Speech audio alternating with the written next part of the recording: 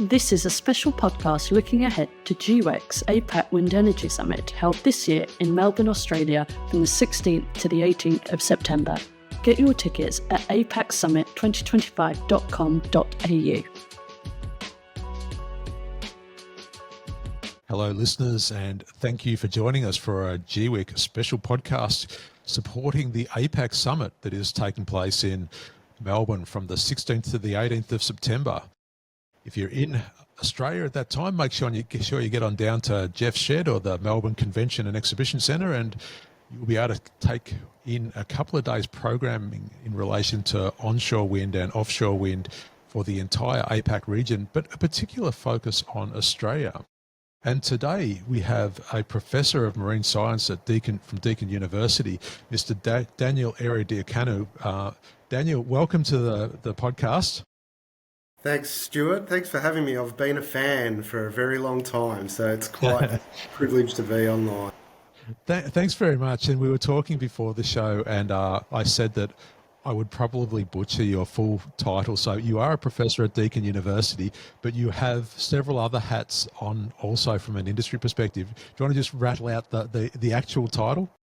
Yeah, look, I do wear several hats. I suppose the one most relevant for the discussions today is I'm on the steering committee for the Australian Centre for Offshore Wind Energy. So really a group of scientists around the country with offshore wind in their backyard that have come together to really try and help inform the decision-making process around offshore wind in Australia. Yeah, look, that's a fantastic network to be a part of. Everywhere we go around the world, you know, this scientific community being part of the offshore wind and actually helping to guide and steer the offshore wind development. I think it's really important that the scientific community embraces that. Do you want to give a little bit of background? Well, first of all, about yourself. How I believe you're a Western Districts boy, or have you always lived in the Western Districts, or are you just down in the Western Districts now?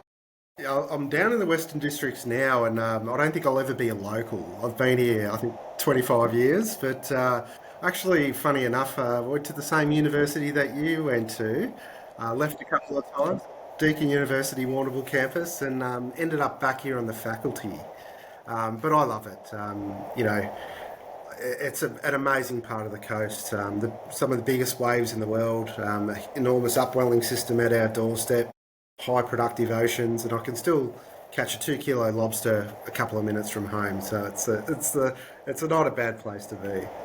Yeah, fantastic. And I must admit, those 3 years that I was down in Warrnambool doing public affairs and communications and in my management communications degree, they were the fondest years of my life. And whenever I get back to Australia, I try to get back to Warrnambool just to catch up with some old mates that's still in the area. But just I love the town. It's such a beautiful town, and also, I mean, it has such a rich ocean life. And I guess this is sort of like the topic of today. You know, you've got southern right whales nursing in every May, and sort of like, I don't know, I guess they're migrating. I don't know where they go. I've actually only just know them that they nurse down in Warrnambool. I don't know what they do either side of that, but I mean, it's interesting that you're sort of in that area, and also now that the Western Districts has also been nominated as one of the zones for offshore wind development. You know, I'd be really interested to hear your perspective and the perspective of the organisation you're associated with in terms of how they see this interplay between the environment and offshore wind development. Yeah, look, that's a great question, Stuart, and something that we're hearing through the community as well. And I think the way I see it is that, you know, there's a need to make some informed decisions about offshore wind and where we place things, and that's got to be built on robust science. But science isn't enough. I think there's a lot of need for social licence as well. So we need to bring the community along and understand where we're going, and really the big picture about offshore wind and what it delivers to us as a nation, right? We've seen impacts of climate change. That's live for us right now. We're seeing increases in ocean acidification in this nutrient-rich upwelled water along our coast. We've seen changes and loss of kelp forests on the east of the state of Victoria. So we're in amongst the changing environment. So I think there's a lot there to unpack and to consider. But yeah, there's going to be some complications with offshore wind, like any infrastructure offshore. But there's potentially some benefits there as well. And I think overall, we can't keep doing what we're doing. We need to transition to net zero, and this is part of that picture. So being an integral part of for example, in this particular case, the Warrnambool community, and knowing that there's, some offshore wind turbines, slated to go off the coast of Portland, or I guess somewhere between Port Fairy and Portland, or whatever that looks like. First of all, you mentioned it's how important it is to bring the community along with you for the journey. Can you just give the listeners a bit of a flavour of how is the Warrnambool community and the Western District community, what's some of their concerns around offshore wind at the moment, and what's the industry doing to kind of engage with those communities to perhaps talk through their concerns, or at least acknowledge their concerns and find mitigation measures for those concerns? Well, I think that one of the issues, Stuart, is that whilst we have this area at our doorstep, there's actually relatively little we know about it. So there's a lot of the science is missing, and I think what the community is looking for is that sort of independent, transparent research and science to really support our understanding of what's happening out there. And the other thing that I have noticed is there is a lot of misinformation that we see propagated around the country, and that we've seen that in Warrnambool as well, as in other regional towns that have offshore wind proposed at their doorstep. So I think bringing the community together, and we're trying to do that. ACOWI, part of the work that ACOWI has done, Australian Centre for Offshore Wind Energy, is really trying to bring that scientific consensus together about offshore wind, and put out trusted pieces into the community about what that means. One of the recent ones is the work we did with improving decision making in relation to offshore wind on behalf of the Biodiversity Council of Australia, in partnership with the Australian Marine Conservation Society. So I think getting the information out there is something really important, and also putting some effort into filling some of the knowledge gaps, which we know that the proponents are doing in these regions. What were some of the findings of that report? Like what were some of the key takeaways from that report? Look, it's a pretty big report, but look, just in a bit of a summary, I suppose it really does highlight the importance of social licence, and a lot of the concerns are around the environment. We think there's some opportunities there as well, particularly when we talk about monitoring and understanding and building a trajectory of change. You've got to understand that some of these communities have seen oil and gas come and go.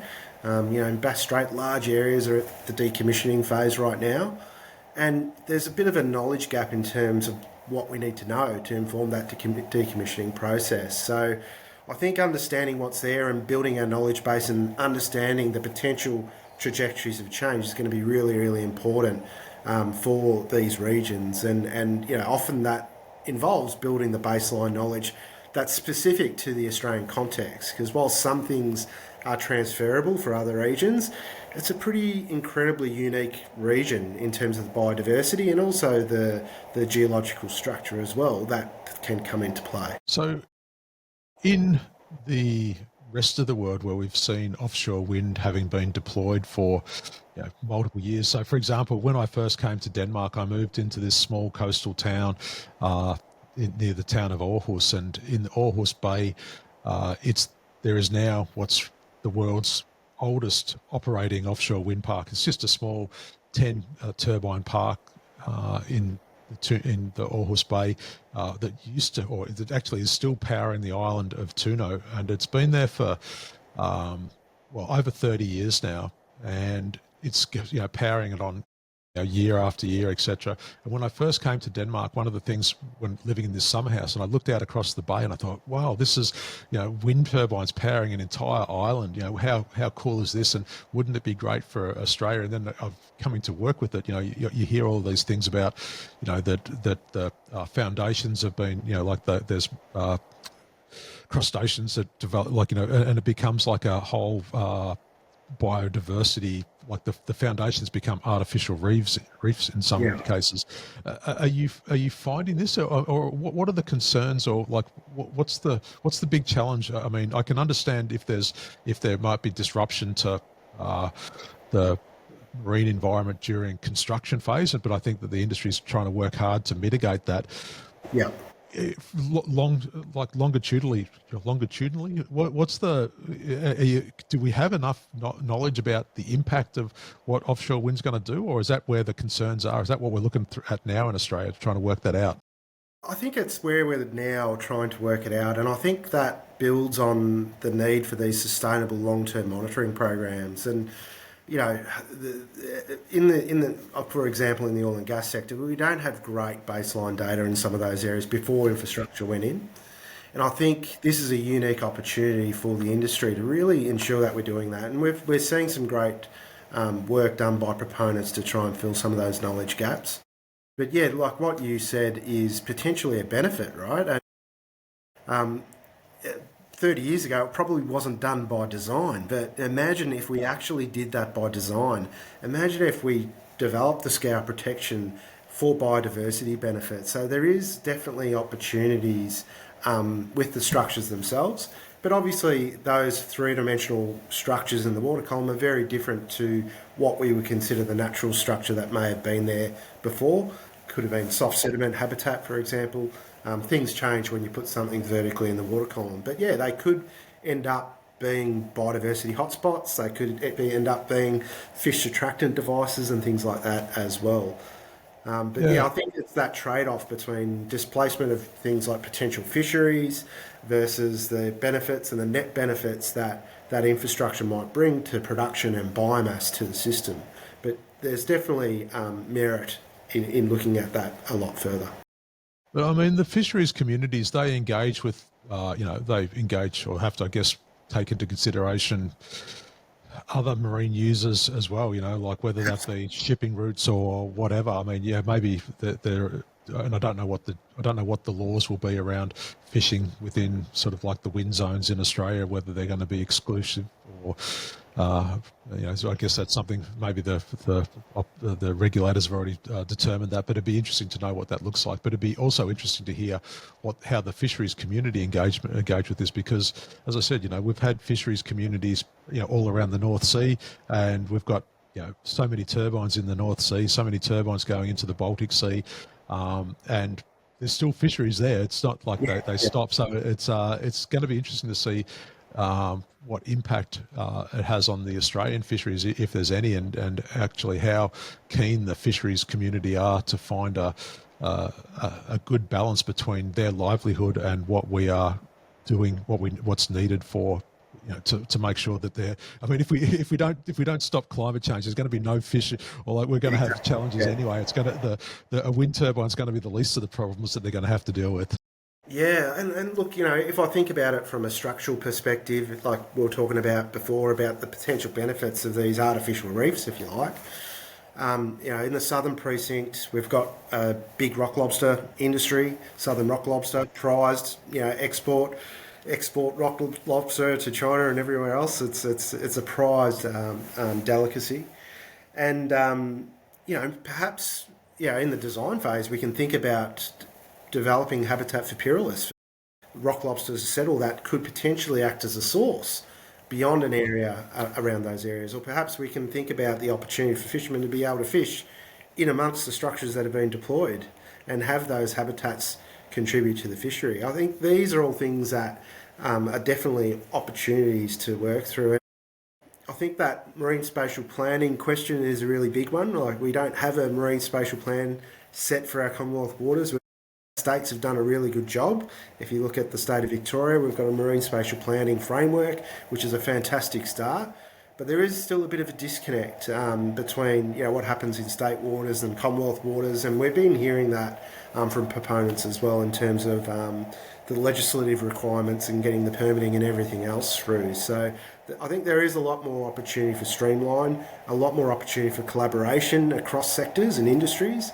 And, talking to some fishermen, they see an opportunity here for them as well. And often a lot of the proponents are engaging fishermen to do some of their baseline surveys. So there's potentially other avenues of income streams coming to the commercial fishing sector as well. Yeah, that'd be great. Yeah, I mean, as I said, we from all of my time in the industry, one of the things that I know that the industry has always tried to be better than the incumbents. I mean, we talk about it's a renewable energy, and so we want to make sure that we're doing things that are right for the environment and not, causing harm to the environment. That's pretty much the reason why we're doing renewable energy to start with. So we do have to be better than the incumbents, but I think there needs to be some sort of pragmatism between sort of making sure that there is space for everyone to continue to do what's needed and to build out ways. And the only way we can do that is through collaboration, I believe. I completely agree, Stuart, and a big opportunity in that space, I think, is with our traditional owners. I'm quite fortunate to run high-resolution seabed mapping systems as part of our research group here at Deakin University, and when I go out to the Southern Offshore Wind Precinct, I'm seeing evidence of ancient shorelines, river channels, ancient coastlines, and structures that are still very culturally significant and important to our traditional owners. So bearing that in mind, that this is really powerful country. There's strong connections to that country by our traditional owners, but also the wider community that we need to think about, and that's where that social license and engagement's so important, I think, and that's somewhere that I'd love to see us do more. And we can always do more, right, to really close that gaps and bring people along on the journey of what we're trying to achieve here.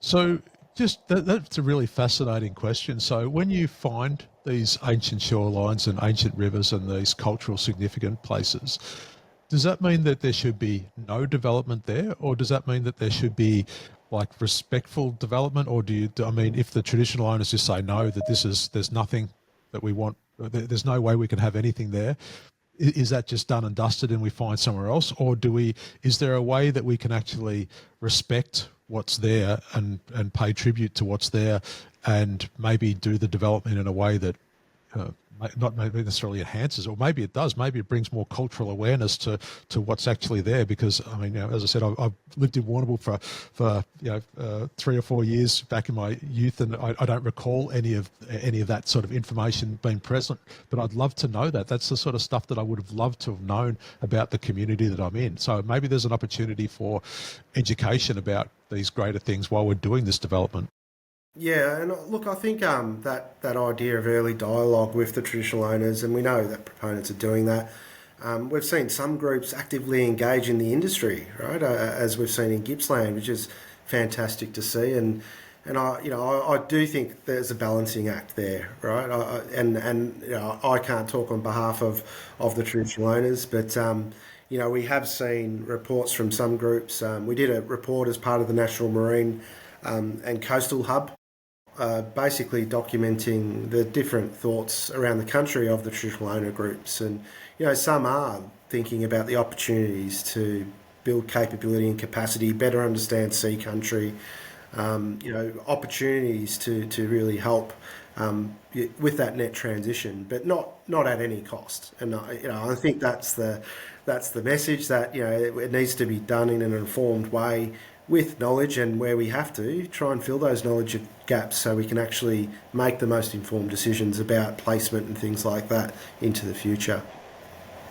And so just getting back to the Ierodiaconou network, from the scientific community, have you got any sort of examples of the misinformation that you've been seeing? Like, are there anything that you kind of just shake your head and go, where did this come from? Or is there, is some of the more baseless things, or maybe there's some things that maybe seem fanciful but should be taken more seriously? Oh, look, I have seen things that I've found incredibly concerning. There was an article, a fake article, published in Marine Policy, and one of my colleagues, Michelle Voyer, sort of highlighted it and identified it, and I had a look at it, and quite frightening. To average academic, looking at that article, it looks legitimate. I think Michelle actually reached out to the editor and said, hey, there's something fishy about this, and it was completely fabricated. We've seen we've seen a whole lot of billboards on, about, wind farms killing whales, and there's plenty of evidence to say that that's not the case. There's a whole lot of stuff that we do see propagated that, we have raised concerns about. And on the Australian Marine Conservation Society webpage, we've actually put a list of question and answers about offshore wind to try and sort of demystify and bring things into alignment. But yeah, it does appear that there is a concerted effort to spread misinformation in this space, and we've seen that through a number of different campaigns in the past, whether it be the Voice campaign that we had in Australia, but also previously by the tobacco industry and others further down the line. So it's not surprising, but yeah, it's hard often to bring the voice of reason when people are getting most of their news from Facebook, right? So that's what we're challenged with. Yeah, that's a challenge, and I mean we have seen this all over the world. We could see this particularly in markets like the US, where there is web pages dedicated to pretty much how to derail an offshore wind development. And the thing is that because we are so dedicated to making sure, as an industry, dedicated to making sure that we get this right, I think that it's pretty easy to slow us down, because you can just say, hey, we've got right whales that are nursing. What's the impact there? And then we go away and study that, and then work out ways to mitigate those sort of things, like with bubble curtains or installation windows that we only install in certain months or whatever. There are to find ways to mitigate these things, and we do take these things seriously. So it's easy for people to kind of just raise this thing or that thing. And we saw even like in the US, for example, after the Vineyard project went in the coast of Massachusetts, that there was the government, I think it was even Trump during his first term, they paused that and they wanted to do like a cumulative impact study. Okay, you've got one, but there's going to be more coming in. What's the impact around multiple wind parks in a district? So I mean, it's easy to slow things down, but I guess that the scientific community, hopefully, that we want to do things in a way that is trusted, and your advice as part of that community, this is what we want to follow. We don't want to just follow the opinions of people saying, I don't like it because I don't like it. I mean, if there's a reason, if there's a real genuine, things we need to deal with, I think as an industry we're pretty good at dealing with that. It's just working out what those are versus distilling those too. And I think the big thing to remember, Stuart, and I know you're aware of it, is the clock is ticking, right? So we are seeing the impacts of climate change. It's not something in the future, it's something that we're living right now, and the trajectory that we're going on is catastrophic to the environment and humanity that we know it. And that's of huge concern in the area in Australia that we're proposing offshore wind, right? Because it's so unique. 90% of the plants and animal species in these temperate waters of Australia are found nowhere else on Earth. So there's all these pressures that are happening that, the clock is ticking. So we need to make informed decisions, but yes, we don't want to slow that process. It's going to be done in an appropriate way, but it needs to be done in an informed way to do the best that we can. And the reality is that we're not going to ever get all the answers right, but we can have a good go at it. And the government and the universities and the communities more broadly can come together and make that happen. Yeah, that's fantastic. And what a good way to round out this interview. So you're going to be speaking at the conference, Daniel. What's your sort of hope for the conference? What would you like to see as an outcome from this? Because one of the things that we don't want to see is just the industry getting together in an echo chamber and saying, yes, we need this to happen, and we're all in violent agreement saying, yes, we need this to happen, and then we go out into the broader community and nothing changes because we're just speaking to ourselves. So we're trying to make sure that we bring the community along with us, and we would love people from the townships of the Western districts, and we're also working with the Gippsland community and trying to get engagement from some of the New South Wales and other Western Australia and other licence areas. But what would you like to see as an outcome from the conference in terms of the discussion, and who would you like to meet there? Oh, look, it's a great question. We're going to put a panel together. So the Australian Centre for Offshore Wind Energy and its collaborators are going to put a panel together of what we think is probably the primary topic of interest for us, and that's really about that building that community trust in offshore wind and thinking of how we can do that through interdisciplinary and innovative community engagement. So, there's a lot of work that has to happen across the sector to bring that information together, and some of that involves people like me and marine scientists that we know the community are talking for that, are asking about that need for independent and transparent research. We've got others like Freya Croft from University Wollongong, who will be talking about social listening and the ability to understand social sentiment through a range of technologies, including AI, to really understand the messaging and the diverse needs that a local community might have. We've got panel members, Emily Lee from Federation University, talking about First Nation leadership and co-management opportunities. And, I think that'll be a really interesting one about, where we can do that through project planning and design and co-design. I think that's a really important part, bringing people along, including our traditional owners on that journey from the beginning. Yeah. And, that moving beyond consultation. What is it? What is it? Is it deliberation and co-design? How do we engage in that part? And we've got colleagues at Federation University, Dr. Jess Reeves, who's going to talk a bit about that. And then ethical design and approaches to understanding communities and community benefits. We've seen big construction projects all around Australia come and go. And, what's the net benefit for those communities? Let's think about that in the offshore wind scene. And let's think about really what are the genuine legacy community benefits that this industry wants to leave for these often regional communities. And I think there's a huge opportunity there. Fantastic. So I think we should leave it there for the moment. And so if people want to come along to the APAC Summit and hear some of those experts on those topics, I think it'd be very informative, and you're more than welcome. We'll maybe offer a discount code at for those community groups that want to be part of it. We can find out some special rates for you guys to get along and hear about a bit more about these topics in some detail. Daniel, look, thanks very much for your time, and I promise that we'll get you on the official Offshore Wind podcast. That when Rebecca and I start back up again after the APAC Summit, we'll make sure that maybe we can do a follow up from this in a bit more of a deep dive around the whole maritime spatial planning aspect. But thanks a million for joining us today. Thanks, Stuart. Thanks for having me, and see you at the summit. Great. Thank you very much. So listeners, remember, if you've liked what you heard, there is more of those sort of discussions happening at the APAC Wind Energy Summit. It is going to be in Melbourne from the 16th to the 18th of August. No, it's not. It's going to be in Melbourne from the 16th to the 18th of September this year. So make sure that you get along and check out the sessions, and there's going to be a big focus on the community and community engagement in the exhibition area.